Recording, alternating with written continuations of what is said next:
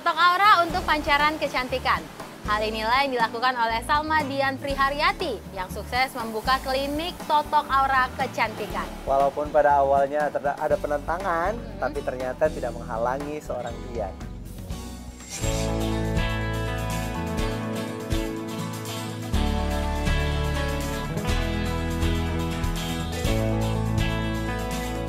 Cantik adalah seorang wanita yang dia tahu bagaimana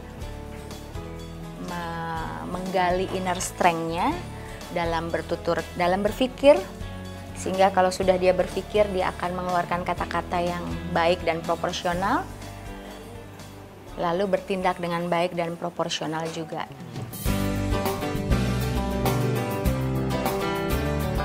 Kecantikan berkaitan erat dengan kesehatan. Untuk memperoleh keduanya, didapat dengan terapi totok aura. Terapi ini dapat dilakukan di kawasan Ampera, Jakarta Selatan. Totok aura memadukan pemijatan totok dan bioenergi prana atau tenaga dalam hawa murni untuk tahap pengobatan.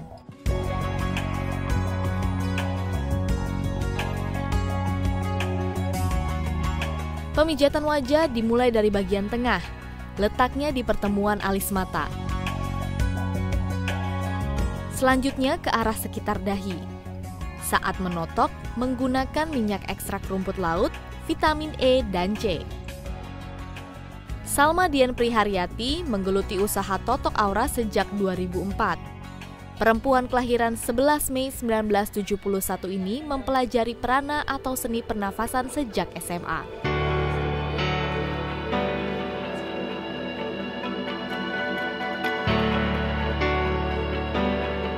Ia menambahkan kursus di bidang akupuntur dan akupresur.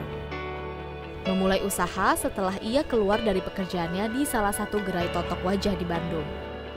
Sebenarnya mengawali bisnis atau di industri totok aura ini, boleh dibilang pertama adalah gift, ya.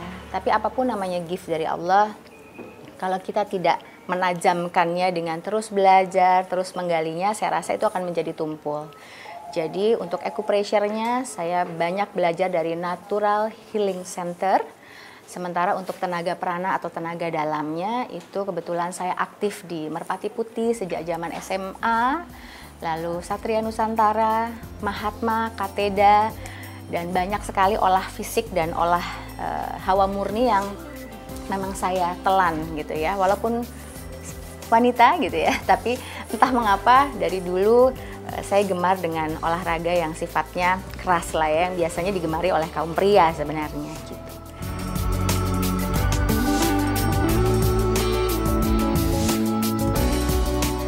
Dian meyakini setiap orang memiliki aura. Aura berjalan dengan kondisi batin, fisik, dan psikis seseorang.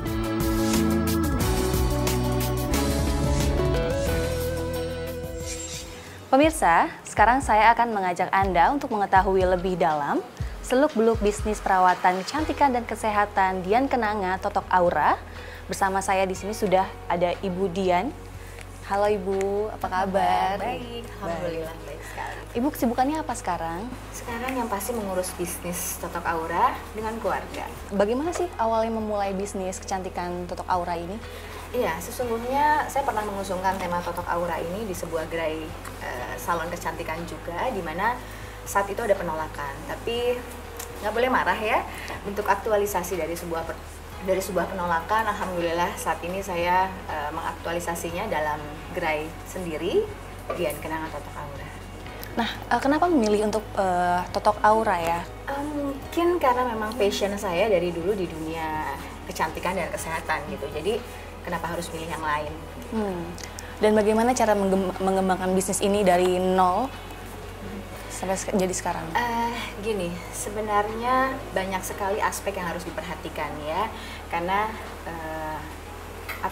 bagaimana kita mengontrol semua aspek sehingga ini menjadi sebuah mata rantai yang tidak putus atau hanya terpaku pada satu aspek saja. Jadi konsolidasi ke dalam, bagaimana manage keuangan dengan baik, pemetaannya, lalu sistem training, dan banyak hal lain yang tentu saja ujung-ujungnya adalah bagaimana services itu bisa didapat oleh tamu secara optimal, seperti itu. Suka dukanya dalam mengembangkan bisnis ini tuh apa aja?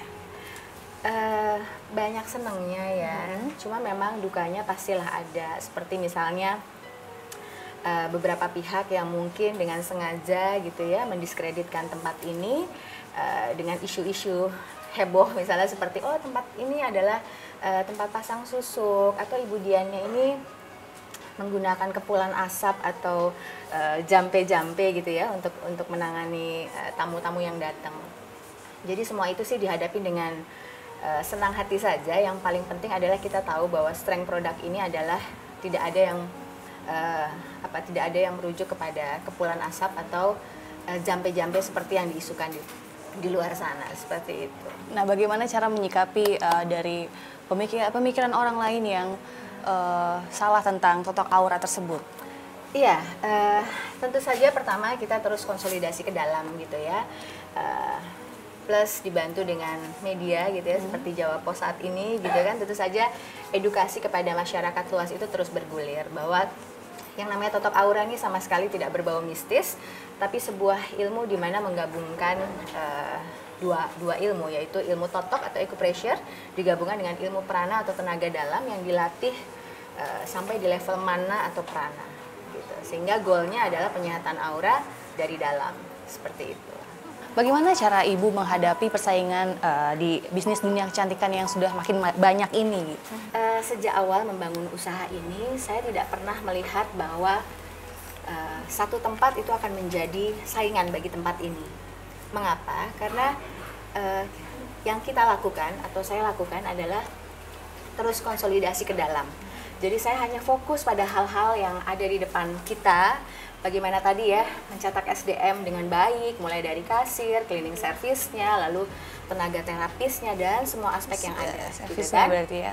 Melihat kesuksesan Anda yang seperti sekarang ini, adakah perempuan yang menginspirasi Anda? Ada dua wanita hebat gitu ya, Ibu Muriati Sudibyo dengan Ibu Marta Tilar. Itu yang menginspirasi saya sampai saat ini.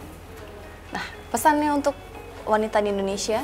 Pesan saya sih sesungguhnya adalah apabila ingin membangun bisnis kecantikan atau bisnis apapun gitu ya, memang diminati, pertama mungkin selidiki lebih dalam lagi passionnya mereka tuh di mana sih gitu ya, sehingga dia benar-benar memilih bidang yang memang diminati dan disenangi. Itu satu. Kedua, kita coba fokus gitu ya. Jadi perempuan Indonesia ini harus fokus sama bisnis yang tadi sudah dipilih sesuai passionnya, sehingga kalau sudah fokus, coba deh jadi spesialis, gitu ya. Karena buat saya paling tidak ini mungkin bisa juga dijadikan sebuah basic pemikiran ya oleh perempuan Indonesia, bahwa kalau dari saya lebih senang tahu banyak akan sedikit hal daripada saya tahu sedikit tapi banyak hal gitu. Mungkin saya boleh jelaskan analoginya gini. Kalau saya dalam sebuah grup band gitu ya, saya bisa sedikit main piano, saya bisa sedikit main gitar, lalu main bass. Saya nggak milih itu. Saya lebih senang saya menjadi spesialis. Saya tahu banyak akan satu bidang. Saya jadi jagonya jadi gitar aja deh. Gitu. Sehingga insya Allah karena kita fokus, kita tahu banyak akan satu hal yang kita kuasain, insya Allah lagi-lagi seleksi alam nggak pernah bohong, orang pasti akan mencari spesialis yang memang dari kenyamanan, dari keamanan pengguna terapi ini juga didapat. Terima kasih telah berbincang bersama kami, Ibu Dian. Kerja keras dan cerdas, fokus dan menjadi spesialis adalah kunci sukses Ibu Salma Dian Priharyati. Semoga bisa menjadi inspirasi untuk Anda, perempuan Indonesia.